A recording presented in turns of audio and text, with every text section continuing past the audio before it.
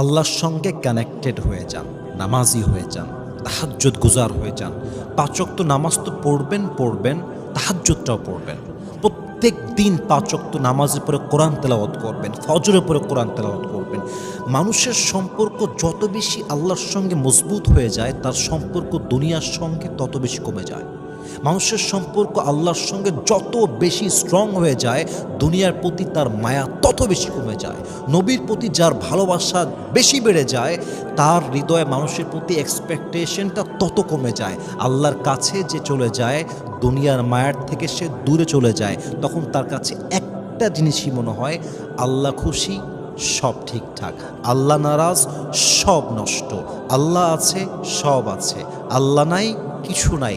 অতএব যার মাথা কপাল সেজদায় ঝুঁকবে একমাত্র রবের সামনে, যার হাত উঠবে তাহাজ্জুদের জায়নামাজে, যার জবান দিয়ে কোরআন তেলাওয়াত হবে প্রত্যেক নামাজের পরে, এই বান্দাকে পৃথিবীতে এমন কোনো বাপের বেটা নাই যেই বাপের বেটা এই বান্দার মনে আঘাত দিয়ে কষ্ট দিয়ে ভেঙে দিবে। কারণ এই বান্দার মনে মানুষের জায়গা নেই, এই বান্দার মনে জায়গা আছে এক রবের জন্য। তিনি কে?